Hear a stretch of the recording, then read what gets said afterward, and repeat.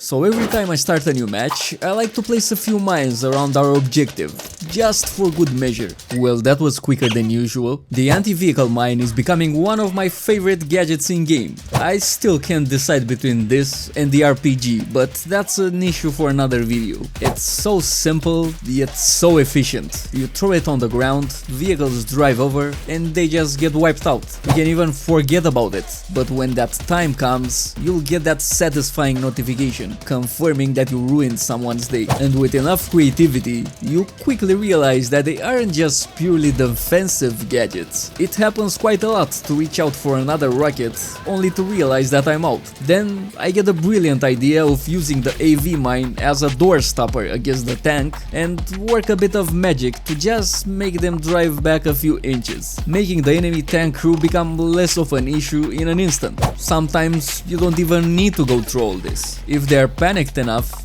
they will do all the work for you. And as many other things in life, it's not guaranteed, but it tends to work most of the time. Don't forget to subscribe for more questionable tips like these. And also, let me know in the comments if you have any other interesting uses for the AV mine or other gadgets. Now, before we go on with more stupid stuff, let me actually show you something useful. If you ever see enemy mines and you are playing as an engineer, don't just blow them up. Defuse them by pressing E and steal them. You can Uno reverse the mines and place them in the same place. And speaking of which, when you place them, you need to choose the most popular roads that lead to points of interest. It's like trapping animals. They always choose the path of least resistance. For example, I saw this enemy tank that was constantly advancing on this side of the map, hammering us and then retreating for repairs. Naturally, if they did it once and it worked, they will be inclined to do it again. And that's a place to set a trap, making them easy prey for my mines. You can also place them right on capture points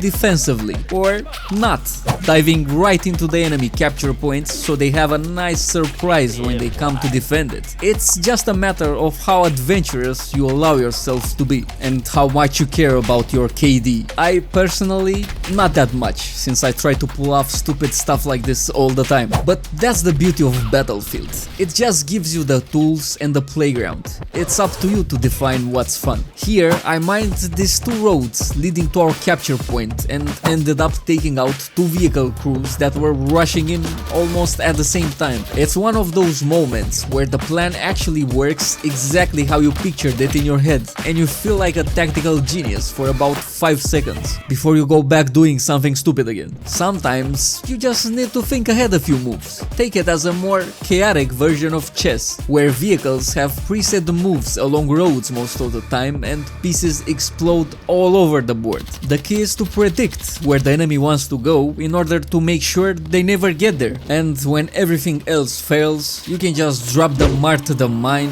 taking everyone down with you. There are so many applications for this simple gadget that it never gets boring. I really like how it gives you this global presence across the map. When you drop a cluster of mines at one point and then rotate to another objective. Most of the time I find myself getting random vehicle assists or destructions while I'm halfway across the map doing something completely different. It's satisfying in a weird way, like having a passive income stream but for points and kills. It allows you to focus your efforts on capturing a new objective for your team while simultaneously helping defend the ones we already hold. It's one of those things that you start picking up once you play your class long enough. It's not flashy and nobody's gonna give you a medal for it, but it's the kind of big brain play that separates someone who just plays engineer now and then from the actual engineer. Now let's talk about mine placement psychology, because yes, that's a thing, and yes, I'm probably overthinking a video game gadget. Most players make the mistake of placing mines in the most obvious choke points. That cluster of 3 mines sitting in the middle of the road in an area where everyone is constantly fighting will be quite obvious and won't last that long.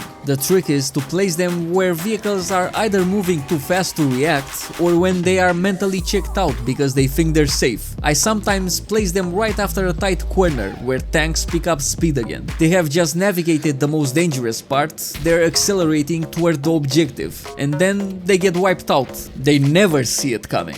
Another underrated spot is right outside their spawn. Now, before you call me a spawn camping degenerate, I only do it when there is a tactical need for it. not all the time, and definitely not to grief them, although it's fun to see them blow up the second they get out of their base. Now seriously, I only place them on the exit of the enemy spawn just when we are defending a capture point close to their base. So yeah, that's pretty much everything I've learned about turning these explosive pancakes into a full-time career path in Battlefield. Next time when you have a bunch of mines in your loadout, don't forget that this simple gadget will earn you consistent points, map control, and that deeply satisfying feeling when you're capturing a completely different objective and suddenly see the vehicle destroyed notification on your screen. It rewards you for thinking ahead, for reading the battlefield, for understanding that sometimes the best play isn't the flashiest one, it's the one that quietly dismantles the enemy team's ability to push while you're off capping objectives on the other side of the map.